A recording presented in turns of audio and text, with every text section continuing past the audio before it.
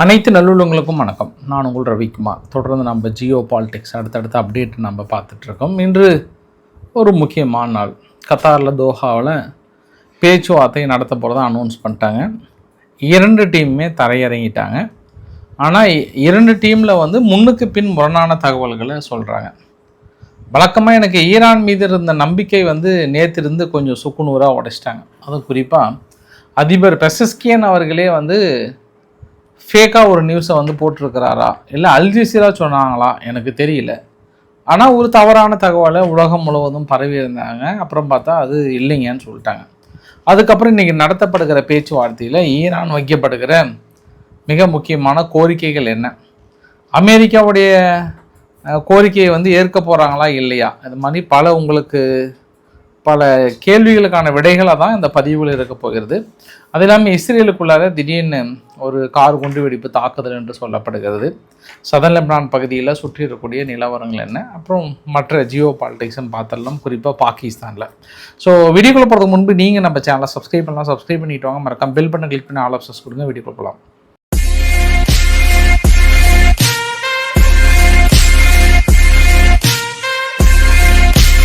நான் இந்த டிஸ்பிளே உங்களுக்கு ஃபஸ்ட்டு நான் போட்டுறேன்.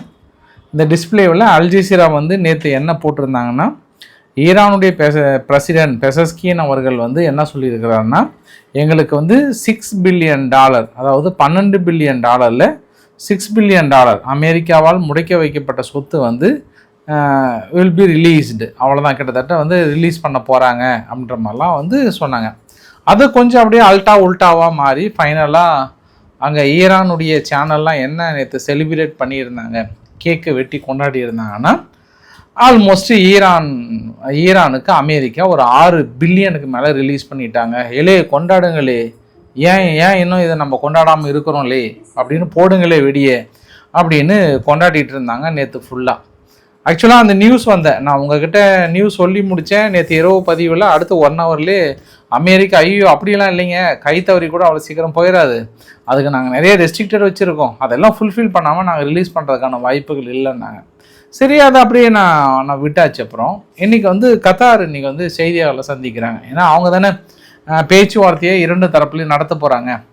அந்த பேச்சுவார்த்தையை நடத்துறதுக்கு முன்பு கத்தார் தரப்பில் என்ன சொல்கிறாங்கன்னா, ஒரே ஒரு கேள்வி தான், சார் $6 பில்லியன் ரிலீஸ் பண்ணிட்டாங்களாமே, அந்த ரிலீஸ் பண்ண ஃபண்டுக்கு தான் அவங்க வராங்களாமே, உண்மையா சொல்லுங்கள் சார் சொல்லுங்கள் அப்படின்னு கத்தானுடைய ஃபாரின் மினிஸ்டருடைய ஸ்போக் பர்சன் அன்சாரி அவர்கள்கிட்ட கேட்கும்போது, இல்லைங்க அப்படிலாம் வாய்ப்பு இல்லை, அது based upon the American condition, அது இல்லாமல் நாங்கள் அந்த கண்டிஷன்ஸ்லாம் ஃபுல்ஃபில் பண்ணோன்னா முதல்ல நாங்கள் மனிதாபிமான அடிப்படையில் இருக்கக்கூடிய உதவிகளுக்கு தான் ஃபண்ட் ரிலீஸ் பண்ணுவோம், மற்றதுக்கெல்லாம் ரிலீஸ் பண்ணுறதுக்கான வாய்ப்புகள் இல்லைங்க, தவறான செய்தி, போலியான செய்தி. இல்லை சார், பெசஸ்கியன் அவர்களே சொல்லியிருக்கிறாருன்னா யார் சொன்னாலும் ஃபண்டு ரிலீஸ் பண்ணல அப்படின்னு சொல்லிட்டாரு. சரி, ஓகே, அப்போ யார் எனக்கு என்ன சொன்னாங்கன்னு எனக்கு தெரியல பாஸ், இருக்கிற தகவலை நேற்று அப்படி தான் வந்தது, நான் சொல்லிட்டேன் நான்.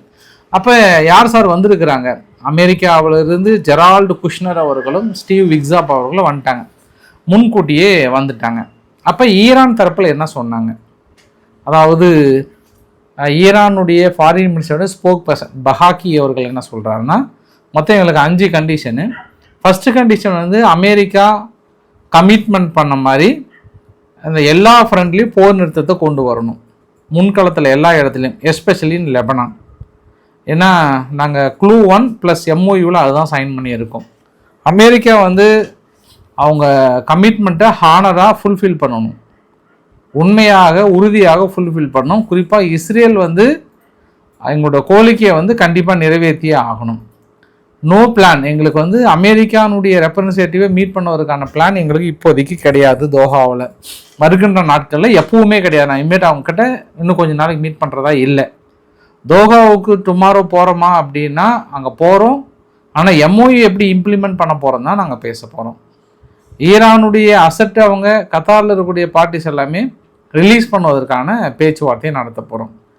ஈரான் மட்டுமே sole responsibility, strait of Hormuz பகுதியில் நாங்கள் மட்டும்தான் ரெஸ்பான்சிபிலிட்டிஸாக இருக்க போகிறோம் அப்படின்னு சொல்லியிருக்காங்க. எங்கள் டீம் நாளைக்கு போகும், ஆனால் MOU பற்றி அதை இம்ப்ளிமெண்டேஷனை பற்றி தான் நாங்கள் பேச போகிறோம், மற்றபடி எதுவும் கிடையாது. அமெரிக்காவுடைய அஃபீஷியல்ஸ் எல்லாம் ஈரானுடைய ஃபுட்பால் டீம் அடுத்த ரவுண்டு போகலைன்னு தெரிஞ்ச உடனே அதை கொண்டாடி தீர்த்துருக்காங்க. இது வந்து ஒரு விளையாட்டு உலகத்துக்கு அடையாளமா, இது வந்து சதி செய்து தான் நாங்கள் போட்ட கோலை வந்து அவங்க ரிஜெக்ட் பண்ணிட்டாங்க, வேர்ல்டு கப் வந்து வைலேட் பண்ணியிருக்காங்கன்ற மாதிரிலாம் நிறைய விஷயங்கள் வந்து அடுக்கானுக்கான ஒரு குற்றச்சாட்டுகளையுமே வைத்தாங்க. பட் இப்போ ஆல்மோஸ்ட் நான் பேசிகிட்டு இருக்கும்போது டீம் வந்துருச்சுன்னு சொன்னாங்க, நியூஸ் அங்கேருந்து வந்திருந்தது. ஈரானுடைய டீம் வந்துருச்சுன்னாங்க. ஃபஸ்ட்டு காலையில் நாங்கள் போகவே இல்லை அப்படின்னு சொன்னாங்க ஈரான். அதுக்கப்புறம் போகிறோம் ஆனால் யாரும் தெரிலன்னாங்க. மறுபடியும் சாயந்தரம் என்ன சொன்னாங்கன்னா, இல்லை எங்கள் டீம் போகுது கன்ஃபார்ம் தான் அப்படின்னாங்க. அதுக்கப்புறம் சாயந்தரத்துக்கு மேலே தான் இவர் ஓடி வந்து என்ன சொன்னார்னா, போகிறோம் ஆனால் நாங்கள் அமெரிக்கா கிட்டே நாங்கள் பேச மாட்டோம், நாங்கள் இது எப்படி இம்ப்ளிமெண்ட் பண்ண போகிறோம் அப்படின்னு தான் வந்து பேச போகிறோம். அது இன்னொரு விஷயத்தையும் சொல்லிடுறேன். ஸ்ட்ரெய்ட் ஆஃப் ஹார்முஸ் பகுதியில் அங்கே ஃப்ரான்ஸ் ஓடி வந்து கன்னி வெடிகள் அகற்றுறன்னு ஸ்பெஷலாக சொன்னாங்க. அதை நாங்கள் வாய்ப்புகள் இல்லைன்ட்டாங்க. ஆனால் ஈரான் அமெரிக்கா நேற்று அவங்களும் பொய் சொல்லியிருக்காங்க. இவங்க ஒரு கதையை விடுறாங்கன்னா அவங்க அதுக்கு மேலே கதையை விடுவாங்க. அவங்க யார், ட்ரம்ப்பு ஏதோ ஈரான் வந்து அவருக்கு கேட்டதாகவும் அதற்காக நாங்கள் வந்து நாளைக்கு மீட்டிங் அரேஞ்ச் பண்ணுறோம் based upon the Iran request அப்படின்ற ஒரு வார்த்தையை சொல்கிறாங்க. ஈரான் என்ன சொல்கிறாங்க, ஐயா நான் எந்த ரெக்வஸ்ட்டுமே சொல்லலை அப்படின்றாங்க. சரி, வழக்கமாக இந்த 2 நாடுகளும் என்ன பண்ணுவாங்கன்னா திங்கக்கிழமையிலிருந்து வியாழக்கிழமை வரைக்கும் அப்படி தான் இருக்கும். இன்றைக்கி என்ன செவ்வாய்க்கிழமையா, இன்னும் 2 நாள் பொறுத்துக்கோங்க. அதுக்கப்புறம் பாருங்கள், இந்த வெள்ளி சனி ஞாயிறு வந்துட்டா போதும், கோட்டசாமிகளை கையில் பிடிக்க முடியாது. ஒரு 3 நாள் ஒரு ட்ராமா கிரியேட் பண்ணுவாங்க, ஹைலி ட்ராமாவை கிரியேட் பண்ணுவாங்க. அது வரைக்கும் இந்த பேச்சு வர்றது நெல்ல பாருங்கள். ஈரானும் அவங்க கிளம்புறதுக்கு முன்னே போக மாட்டேன்னே சொல்லுவாங்க. கடைசியில் அங்கே போயிடுவாங்க, பேச மாட்டோம்னு சொல்லுவாங்க. ஆனால் இந்த தடவை வந்து பேச மாட்டாங்களா பேசுகிறாங்களான்னு நம்ம பொறுத்து இருந்து பார்க்கலாம். நம்ம இப்போ சீனா வாங்கி அவர்கள் வந்து ஏப்பா நிறுத்துப்பா, சும்மா எப்போ பார்த்தாலும் போகலன்ட்டு நிறுத்துங்க, முதல்ல பேச்சுவார்த்தை நிறுத்துங்க, முடியும்ப்பா, எத்தனை நாள் தான்ப்பா நாங்கள் தாங்கிறது அப்படின்னு அவர் ஒரு பக்கம் வந்து டென்ஷன் ஆகுறாரு. இருந்தாலும் இப்போ எப்படி தெரியுமா பேச்சுவார்த்தை அப்படின்னா, தோஹாவில் வந்து ஜெரால்டு குஷ்னர் அவர்கள் அப்புறம் விக்ஸாப் அவர்களும் ஒரு இடத்துல உட்காந்துப்பாங்க. அமெரிக்கா வந்து அதே ஹோட்டலில் மற்றொரு இடத்துல உட்காந்துப்பாங்க. நடுவில் இருக்கிற டீம் என்ன பண்ணுவாங்க, நேராக அங்கே போவாங்க, பேசுவாங்க, மறுபடியும் இங்கே வருவாங்க, எந்த பக்கம் பேசுவாங்க. நீங்கள் யார் என்ன பேசினாலுமே மறுபடியும் இப்போ வெள்ளி சனிக்கு ஒரு ட்ராமா ரெடியாக இருங்க, தயாராக இருந்துக்கோங்க. இந்த ட்ராமா என்ன ஆக போதோ தெரியல. இப்போ வரன்ற அடுத்த ஒரு 3 நாள், இன்னும் ஒரு 2-3 நாள் இந்த கதையை வச்சு ஓட்டுவாங்க. அவ்வளோதான், எங்கள் கோரிக்கை நிறைவேற்றலான்னுவாங்க, அவங்க ஆஹான்னுவாங்க, ஸ்ட்ரெய்ட் ஆஃப் ஹார்முஸ் முழுமையாக கண்ட்ரோலுக்குள்ளே வரணுன்னுவாங்க. இதே கதை தான். இது வந்து இதுக்கப்புறம் 10 பைசா பிரயோஜனம் இல்லாத ஒரு கதையாக தான் இருக்கும். இன்னும் ஒரு 3 நாளைக்கு இவங்க அந்த கோரிக்கையை ஒத்துக்கலை, இவங்க அந்த கோரிக்கை அதெல்லாம் நாங்கள் சொல்லவே இல்லைன்ற கதை வந்துகிட்டே தான் இருக்கும். பார்க்கலாம், நம்ம அந்த 10 பைசா பிரயோஜனம் இல்லைனாலும் நம்மளுக்கு தெரிய வேண்டிய தகவலாக இருக்கே. ஏன்னா ஸ்ட்ரெய்ட் ஆஃப் ஹார்முஸை நம்பி நிறைய நாடுகள் இருக்கு இல்லையா, அதனால் நம்ம பேசி தானே ஆகணும். அதுவும் பாருங்கள், மோஸ்ட் டிபெண்ட் நாடு எடுத்துட்டிங்களா ஸ்ட்ரெய்ட் ஆஃப் ஹார்முஸில் எரித்திரியான்ற நாடு தான் 91% நம்பி இருக்காங்க. அடுத்து மடகாஸ்கர் 89%, பாகிஸ்தான் 78%, ஜப்பான் 77%, இந்தியா நம்ம 45% இருக்கோம். இந்த லிஸ்ட்டில் அமெரிக்கா இல்லவே இல்லை. லீஸ்ட் டிபெண்ட் அப்படின்னு பார்த்தோன்னா கனடாலாம் 1% தான், நைஜீரியா வந்து ஜஸ்ட் 2%, அமெரிக்காவுக்கு திறந்தாங்கன்னா திறக்கலைன்னா அவங்க 3% தான், பிரேசில் 6%, அதில் சிங்கப்பூர் பார்த்தீங்கன்னா ஒரு 28% இருக்குது. அதனால் இத்தனை நாடுகள் வந்து இந்த ஸ்ட்ரெய்ட் ஆஃப் ஹார்முஸை நம்பி இருக்கிறனால அந்த ஓமனுடைய தகவலுமே முன்னுக்கு பின் முரணாக தான் வந்துட்டுருக்கு. ஒரு ஊடகம் என்ன சொல்கிறாங்கன்னா, சரி ஓமன் வந்து அமெரிக்கா பேச்சை கேட்டுட்டு நாங்கள் எதுவும் ஃபீஸ்லாம் கலெக்ட் பண்ணல அப்படின்ற மாதிரி சொன்னாங்க. அடுத்து இன்னொரு நாள் என்னென்னா, இல்லை அவங்க ஐரோப்பாவுக்கு மட்டும் கலெக்ட் பண்ண போகிறாங்க ஃபீஸ்னாங்க. இன்றைக்கி காலையில் கூட ஓமனுடைய செய்தியெல்லாம் என்ன சொன்னாங்கன்னா, நாங்கள் இப்போதைக்கு எங்களுக்கு ஃபீஸ் கலெக்ட் பண்ணுற எண்ணம் இல்லைன்றாங்க. திடீர்னு நான் வரும்போது அங்கே அல் ஜசீராவும் அங்கே தெஹ்ரானுடைய மிக முக்கிய சேனல் என்ன சொல்கிறாங்கன்னா, இல்லை அவங்க வந்து அமெரிக்கா கிட்ட ரெக்வஸ்ட் வச்சாங்க, இது மாதிரி நாங்கள் சேவை கட்டணம் மட்டும் வாங்கிக்கிறோம், பொது சேவை அடிப்படையில் அது மட்டும் அலோவ் பண்ணுறீங்களான்னு கேட்டிருக்காங்க. அவங்க ஒத்துக்கிட்டாங்கன்ற மாதிரி இப்போ மறுபடியும் போடுறாங்க. அதனால் அதுவே எனக்கு கன்ஃபியூஸ்டாக தான் இருக்குது. அதனால் எல்லாமே முழுமையாக இவங்க அப்படியே பேசி இது ஒரு மாதிரி ரிசல்ட் வந்து சேர்த்துவாங்க. பட் எப்போல்லாம் நம்மளுக்கு தெரியல. ஆனால் இப்போதைக்குலாம் அது முடியவே முடியாது, வாய்ப்புகளே இல்லை. நம்ம இன்னொரு விஷயம், நம்ம இஸ்ரேலுக்கு போகணும் அப்படின்னா இஸ்ரேலினுடைய ஐஃபா பகுதியில் இன்றைக்கி கார் எக்ஸ்ப்ளோசிவ், இது வந்து 2வது தடவை. ஏற்கனவே நடந்த கார் எக்ஸ்ப்ளோசிவில் 2 பேர் பக்கம் இருந்து போனதாக சொல்கிறாங்க. இந்த தடவை வந்து கிட்டத்தட்ட 2-3 இடத்துல நடந்துப்பதாக சொல்கிறாங்க. கொஞ்சம் சென்சிட்டிவ் ஏரியா போட்டு லாக் பண்ணி வச்சுட்டாங்க. அதனால் கொஞ்சம் பெருசாக தான் போயிட்டுருக்கு. எப்படி நடந்தது, குண்டுவெடிப்பு நிகழ்வுகளா இல்லை வேறு என்ன இருக்குமா, தொடர்ந்து அங்கே நிறுத்தி வைத்திருந்த கார் மீதி எல்லாமே டோட்டலாக எரிஞ்சு போச்சு. அதனால் பலவித கோணங்களில் சுழன்று வேலை செஞ்சிட்ருக்காங்க இஸ்ரேல் தரப்பில். நார்மலாகவே இது வழக்கமாக இந்த பக்கம் ஹமாஸ் இல்லை ஹெஸ்புல்லா மீது காரணங்களை காட்டுவாங்க, தாக்கல் நடத்துவாங்க. அப்படின்னு பார்த்தோம்னா இங்கே ஹமாஸில் பார்த்தோம் அப்படின்னா ஒரு 16 கிலோமீட்டர் டனல் ராஃபானுடைய எல்லைப்பகுதி பக்கத்தில் இருந்திருக்கு. இந்த டனலை முழுமையாக கண்டுபிடிச்சிருக்கும். அந்த டனலுக்கு பாருங்கள், முக்கியமான மருத்துவமனைகள், பள்ளிக்கூடங்கள், மசூதி, அது எல்லாமே அதனுடைய இடத்துல தான் நுழைவாயிலே இருக்கான். அதாவது அந்த டனலுக்கு போகக்கூடிய நுழைவாயில் 16 கிலோமீட்ரு இது ஒட்டுமொத்தமாக அவங்க அமைச்சிருக்கிறாங்கன்னா எத்தனை வருடம் இதுக்காக உழைத்திருப்பாங்க, அவங்க எவ்வளோ செலவு பண்ணியிருப்பாங்க. உள்ளே பார்த்தோம்னா அவ்வளோ ஃபெசிலிட்டிஸ் வைத்திருக்காங்க.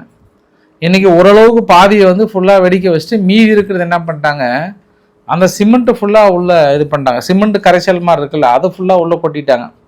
அவங்களுக்கு என்ன சந்தேகம்னா, உள்ளே ஏதாவது ஹமாஸ் மறுபடியும் என்ன டனல் இருப்பாங்களா அப்படின்ற கோணத்தில் சிமெண்ட்டை விட்டாங்களா என்னன்னு தெரியல. ஆனால் பெரிய அளவுக்கு அங்கே லாக் பண்ணியிருக்கிறாங்க அப்படின்றது ஒரு கூடுதல் தகவலாக சொல்லப்படுகிறது. தொடர்ந்து ஹெஸ்புல்லா 2வது நாட்களாக இறந்த உடல்களை தொடர்ந்து அடக்கம் செய்திருந்தாங்க. அதில் ஒரு சில அம்மாவுடைய பேட்டிலாம் வந்து வைரலாக இருந்தது. சின்ன பையன்தான் அவன்லாம். நம்ம இந்தியாவில் பார்த்தா ஒரு 10th படிக்கிற பையனாக தான் இருக்கும், +2 கூட போயிருக்க மாட்டான். அந்த பையனை பார்த்து அவன் பையன் பக்கத்தில் இருக்கும்போது அந்த அம்மா சொல்கிறாங்க, என் பையன்லாம் வந்து நாட்டுக்காக தியாகம் பண்ணால் நான் வந்து பெருமைப்படுவேன். அதாவது ஹெஸ்புல்லாவில் சேர்ந்து தன் உயிரை தியாகம் பண்ணால் நான் பெருமைப்படுவேன்னு சொல்கிற மாதிரியும். ஆனால் அந்த பையன் கரெக்டாக இறந்து போயிட்டான். அவங்க சொன்ன மாதிரியே தான் இறந்தும் போயிட்டாங்க. இது மாதிரி சின்ன சின்ன பசங்களும் நிறைய இருக்காங்க ஹெஸ்புல்லாவில். அவங்க இருந்திருக்கிறதையும் பார்க்க முடிகிறது. அதே சமயத்தில் இன்றைக்கி நெதன்யாகு அவர்கள் வந்து சதர்ன் லெபனான் பகுதியில் உள்ளே போயிருக்கார். ஒரு குறிப்பிட்ட பகுதியில் போயிட்டு எப்படி என்ன இருக்குன்னு சொல்லிட்டு இன்றைக்கி வரலாற்று சிறப்புமிக்க வெற்றி இவங்க கொண்டாடிட்டு இருந்தாங்க இஸ்ரேல். அப்படி என்ன வரலாற்று சிறப்பு மிக்க வெற்றினா, சதர்ன் லெபனானில் தொடர்ந்து இஸ்ரேல் இருக்கலாம் அப்படின்ற உத்தரவுக்கு அங்கே லெபனான் இராணுவம் கையெழுத்து போட்டதுனால இதை அவங்க செலிப்ரேஷனாக பார்க்குறாங்க. அது இல்லாமல் பைலட் ஜோன்னு சொல்லிட்டு அவங்க லெபனானுடைய இராணுவம் அங்கேருந்து அங்கே இஸ்ரேலுடன் இணைந்து பணியாற்றுவதற்கான ஒப்புதலும் வந்து நாங்கள் ஒரு மிகப்பெரிய ஒரு சேஞ்சஸாக பார்க்குறோம் அப்படின்னு சொல்லியிருக்கிறாங்க. ஸோ தொடர்ந்து சதர்ன் லெபனான் பகுதியிலையும் ஒரு சில இடத்துல தாக்குதல் நிகழ்த்தப்பட்டிருக்கிறதும் உண்மைதான், அதில் எந்த மாற்று கருத்துமே இல்லை. அடுத்தது நம்ம அந்த வரைபடத்தை பாருங்களேன். இஸ்ரேல் பக்கத்தில் கோலன் ஹைட்ஸில் ஐடிஎஃப் பஃபர் ஜோன் அப்படின்னு இருக்கா. இது வந்து அகமத் அல் சஹாரா வந்ததுக்கப்புறம் பிடிச்சிது. இந்த பகுதியை வந்து அகமத் அல் சஹாரா என்ன கேட்குறாருன்னா, எனக்கு அந்த விட்டுட்டு வெளியே கிளம்புங்க, போதும், நீங்கள் அந்த பிரச்சனை ஏற்படுத்தி அதெல்லாம் போதும், நீங்கள் அங்கேருந்து வெளியே கிளம்புங்க, நாங்கள் அமெரிக்கா கிட்ட நாங்கள் பேச்சுவார்த்தை நடத்துகிறோன்ற மாதிரி வந்து சொல்லியிருக்காங்க. இது அங்கே இருக்கக்கூடிய ஒட்டுமொத்த தகவல்கள். இனி என்ன நடக்குது, இன்னும் ஒரு 2-3 நாள் வெயிட் பண்ணுங்கள். 2-3 நாள் வெயிட் பண்ணதுக்கப்புறம் தான் மறுபடியும் முத்தி போய் நடத்துவாங்க, சனிக்கிழமை நடத்துவாங்கன்னு நினைக்கிறேன், பார்க்குறேன். அடுத்து பாகிஸ்தான் வந்து இன்னைக்கு பாகிஸ்தான் ஆக்குபைடு காஷ்மீரில் ஒரு பெரிய குரூப் தொடர்ந்து போராட்டம் அங்கேயும் இங்கேயும் அப்படியே கொஞ்சம் கொஞ்சமாக வெடித்து மற்ற கடைசியில் என்ன சொல்லிட்டாங்கன்னா, இனி பாகிஸ்தான் ஆக்குபைடு காஷ்மீர் பாகிஸ்தானுக்கு அடி பண்ணிடணும்னு கிடையாது, அவங்களுக்கும் நம்மளுக்கும் சம்மந்தம் கிடையாது, ஒன்று தனிநாடுக்கான கோரிக்கையை போட்டுற வேண்டியதான்டாங்க, போடுங்க ரொம்ப சிறப்பாக போடுங்கன்னு சொல்லிட்டு ரொம்ப டீப்பாக வந்து பேசிகிட்டு இருந்தாங்க. ஒன்று. 2வது விஷயம் பலுச்சிஸ்தானும் என்ன பண்ணுறாங்க, இது வந்து 30 ஜூன் இன்றைக்கி நடந்த பதிவு தான் இது. தொடர்ந்து அந்த எல்லை பகுதியிலிருந்து ஒரு சில கேஸ் மீதி எல்லாம் வந்து கொண்டு போகிறாங்கல்ல, அடிச்சிட்டாங்க. இன்றைக்கி ஒரே மட்டும் 7 வெஹிக்கிளுக்கு மேலே அடிச்சிருக்கிறாங்க. தொடர்ந்து பலுச்சிஸ்தான் லிபரேஷன் வந்து பெரிய அளவுக்கான டஃப் கொடுக்குறாங்க. எந்த நேரத்திலையும் ஆப்கானிஸ்தான் தாக்கம் நடத்துவதற்கான வாய்ப்புகள் இருக்குன்ற அந்த பதற்ற சூழ்நிலை எல்லை பகுதியில் தொடர்ந்து தொற்றி கொண்டு தான் இருக்கிறது. ஏற்கனவே அந்த எல்லை பகுதியில் இருக்கிற அதே பதற்றம் தொடர்ந்து இன்னும் நீடித்து கொண்டு தான் இருக்கிறது. எந்த நேரத்திலாம் தாக்கல் தொடங்கலாம். ஏன்னா ஆப்கானிஸ்தான் தனது கடுமையான எதிர்ப்புகளை தெரிவித்திருக்கிறாங்க சிவிலியன்ஸ் மீதுன்னு இருக்காங்க. தொடர்ந்து பாகிஸ்தானில் இந்த இண்டஸ் வாட்டர் ட்ரீட்டின்னு சொல்லிட்டு ஒரு பெரிய ஒரு கூட்டம் நடத்தினாங்க, பீஸ் அண்ட் ரீஜனல் ஸ்டெபிலிட்டின்ற அடிப்படையில். அங்கே உட்காந்து இந்தியாவுக்கு கடுமையாக எச்சரிக்கை கொடுக்குறாங்க, இந்தியாவில் எதுவுமே மிஞ்சாது, எங்களுக்கு வர தண்ணியை நீங்கள் தடுக்கிறீங்களான்னு சொல்லிட்டு கடுமையான மிரட்டல் எடுத்திருக்காங்க. பார்க்கலாம் இந்த மிரட்டல் என்ன நடக்க போதோ தெரியல. இன்றைக்கி இந்தியாவுடைய இராணுவ அமைச்சர் ராஜ்நாத் சிங் அவர்கள் என்ன சொல்லியிருக்கிறாருன்னா, இந்த வருஷம் மட்டும் நம்ம 39,000 கோடியாக வந்து நம்ம அதிகரிச்சிருக்கிறோம், அதாவது டிஃபென்ஸ் ப்ரொடக்ஷன் வந்து நம்ம அதிகரிச்சிருக்கிறோம். 2029க்குள்ளார அது வந்து 50,000 கோடியாக உயர்த்த திட்டம் தீட்டியிருக்கிறோம். ஸோ ஒரு காலத்தில் வெறும் 4,000 கோடி 5,000 கோடியாக இருந்தது. இப்போ 39,000 கோடியாகவும் அடுத்து 50,000 கோடியாக நம்ம ஏற்றுமதி வந்து அதிகப்படுத்தி கொண்டிருக்கிறோம் அப்படின்னு சொல்கிறாங்க. இப்போ நம்ம உக்ரைன்கிட்ட போயிடலாம். இந்த பொண்ணு ரொம்ப ஃபெமிலியராக நேற்று ஃபுல்லாகவே வைரலாக இருந்தது. அந்த பொண்ணுக்கு அம்மா இல்லை, அப்பா மட்டும்தான் சிங்கிள் பேரண்ட்டில் வளர்ந்துட்டுருக்காங்க. அவர் என்ன பண்ணிட்டாங்க, உக்ரைன் ராணுவம் நைட்டாக பிடிச்சிட்டு போயிட்டாங்க. ஏன்னா முன்களத்துக்கு ஆள் வேணும்னு சொல்லிட்டு. அந்த பொண்ணு அதனால் கிண்டர்கார்டன்லேயே நைட்டு ஃபுல்லாக வந்து உறங்கியிருக்கு. அதுக்கப்புறம் காலையில் தான் வந்து சொல்லியிருக்காங்க, இந்த மாதிரி சிங்கிள் பேரண்ட்டாக இருக்கக்கூடிய நபர்கள்லாம் சலுகை கொடுக்குறன்ற மாதிரிலாம் சொன்னாங்க. பட்டு நேற்று அவரையும் பிடிச்சிட்டு போயிட்டாங்க. விடுறாங்களா இல்லைன்னு தெரியல. அதனால் ஒரு மாதிரி எமோஷனலான மூமெண்ட்டாக வந்து காட்டியிருந்தாங்க. அது சம்பவம் நம்பர் 1. சம்பவம் நம்பர் 2, ஜெலன்ஸ்கி வந்து அவங்க வீரர்கள்லாம் ஒரு ஆஃபர் கொடுத்துருக்கிறார். வீரர்களை உயிரோடு பிடிச்சிட்டு வந்துட்டாங்க அப்படின்னாங்கன்னா அவங்களுக்கு $2,200 அமெரிக்க மதிப்பில் பரிசு, சாப்பிடுங்களே. வீரர்களை ஸ்பாட்லே நேருக்கு நேராக சுட்டுட்டீங்க அப்படின்னா அது ஆதாரங்களை வீடியோ மட்டும் எடுத்து எங்களுக்கு அனுப்பிச்சிங்கன்னா போதும், உங்களுக்கு $330 வந்து கிரெடிட் பண்ணிடுவோம். இல்லை இந்த ஆஃபரை பயன்படுத்துங்களே, கொண்டாடுங்களே, முடிந்த அளவுக்கு உயிரோடு பிடிங்களே அப்படின்னு யார் சொல்லியிருக்கிறது? உக்ரைன். முன்கள வீரர்களுக்கு பெரிய ஆஃபர் கொடுத்துருக்காங்க. உயிரோடு பிடிச்சா எவ்வளோ? $2,200 பக்கம் கொடுப்பதான் வந்து சொல்லியிருக்காங்க. பெரும்பாலும் இப்போ வந்து ரஷ்யா நடத்துகிற தாக்குதலில் அந்த ட்ரோனுடைய உதிரி பாகங்களை எடுத்து வெரிஃபை பண்ணதில் 90% ஜப்பானுடைய பாகங்களாக இருக்கிறது என்று ஆச்சரியத்தில் உறைந்திருக்கிறது உக்ரைன். அதிர்ச்சியில் இருக்கிறது உக்ரைன். ஆனால் ரஷ்யாவுக்கு அதிர்ச்சியெலாம் இருக்காது, இது ஜப்பானுக்கு அதிர்ச்சியாக தான் இருக்கும். எப்பா எங்கள் நாட்டோட ஸ்பேர் பார்ட்ஸை நாங்கள் கொடுக்காம எப்படிப்பா போகுன்னா, வழக்கமாக ஜப்பான் வந்து எத்தனை நாடுகள் ஏற்றுமதி பண்ணுறாங்களோ அதை வச்சு தான் வெரிஃபை பண்ணணும். ஸோ இல்லை ஒரு வேளை ஜப்பான் மறைமுகமாக கொடுக்குறாங்களான்றது அவங்க தான் வெரிஃபை பண்ணணும். அது கூட இருக்கக்கூடிய ஒரு தகவலாக பார்க்கலாம் நம்ம. அதே போல் சீனாவும் சரி இந்தியாவும் சரி கொஞ்சம் சீக்கிரமாக பேச்சுவார்த்தை முடியுங்க, அமைதியின் அடிப்படையில் சீக்கிரமாக நெகோசியேஷன் திரும்புங்க அப்படின்ற மாதிரி வந்து சொல்லியிருக்கிறாங்க. இந்த வீடியோட நிறைவு பகுதியில் வெனிசுலாவில் இன்ன வரைக்கும் 1719 மக்கள் இறந்து போயிருக்காங்க. 5000 பேர் இன்ஜூர்டு, 12,000 பேர் வந்து அங்கேருந்து டிஸ்பிளேஸ் பண்ணியிருக்காங்க. 2,500 பில்டிங் மேலே டேமேஜ் ஆகிருக்கு. கிட்டத்தட்ட 2000 ரெஸ்கியூ டீமும் 27 நாடுகளும் பங்கு பெற்றிருக்கிறது. 160 மோப்ப நாய்கள் அந்த பணியில் வந்து ஈடுபடுத்தப்பட்டிருக்கிறார்கள் அப்படின்றது ஒரு கூடுதல் தகவலாக சொல்ல முடியும். ட்ரம்ப் அவர்கள் ஆட்சிக்கு வந்ததுக்கப்புறம் இப்போ ரீசெண்டாக அமெரிக்காவில் குழந்தை பிறந்தா 100 வருஷமாக அது அமெரிக்காவுக்கான சிட்டிசன் கொடுத்துடுவாங்க. ஆனால் தலைவன் வந்ததுக்கப்புறம் ரத்து பண்ணிட்டார் அதை. அப்புறம் உச்சநீதிமன்றம் வரும் போயிட்டு அந்த ட்ரம்ப் கொண்டு வந்த புதிய சட்டத்தெல்லாம் ரத்து பண்ணிட்டாங்க. அதெல்லாம் முடியாது, காலங்காலமாக நீ இருக்கிறது நீ நினைக்கிற மாதிரிலாம் வந்து அதெல்லாம் முடியாதுன்ற மாதிரி வந்து சொல்லியிருக்காங்க. இந்த வீடியோட நிறைவு பகுதியில் ஒரு 3 விஷயத்தை மிஸ் பண்ணிட்டேன், அதை நான் உங்ககிட்ட சொல்லணும்னு நினைக்கிறேன். சம்பவம் நம்பர் 1, இன்றைக்கி வந்து அல் மவசி அப்படின்ற ஒரு கேம்ப்பு கான்யூனிஸில், அந்த கான்யூனிஸில் இஸ்ரேல் வந்து தாக்கல் நடத்தியிருந்ததாக சொல்கிறாங்க. அதுக்கான பதிவுகள் இது. ஹெல்த் மினிஸ்டர் என்ன சொல்லியிருக்கிறாருன்னா 8 பேர் பக்கம் இருந்து போனதாக சொல்கிறாங்க. அது சம்பவம் நம்பர் 1. இஸ்ரேல் என்ன கிளைம் பண்ணுறாங்கன்னா அவங்களுடைய ஐடிஎஃப்னுடைய ஐடிஎஃப் சின்பெட்னுடைய ஆப்ரேஷனில் அக்டோபர் 7ஆம் தேதி மூளையாக செயல்பட்ட நபரை தான் நாங்கள் கொன்றோம் அப்படின்னு சொல்கிறாங்க. தென்கொரியாவும் உக்ரைன் என்ன பண்ணுறாங்க, மிகப்பெரிய அளவுக்கான டீப்பாக டிஸ்கஸ் பண்ணுறாங்க. அடுத்த கட்ட உதவிகள் என்ன செய்யலான்றதையும் பேசிகிட்டு இருக்காங்க. அமெரிக்காவுடைய உயர் ரக MQ-9 4C ட்ரோன் இருக்கு இல்லையா, வெனிசுலா மேலே தொடர்ந்து பறக்குது. ஐஃபவர் ரெசல்யூஷன் கேமரா மூலிமா எங்கெங்கே மீட்பு பணிகள் எங்கெல்லாம் பெண்டிங்காக இருக்குன்றதை சுட்டி காட்டுவதற்காக நாங்கள் உதவி செய்கிறோம்னு சொல்லியிருக்காங்க.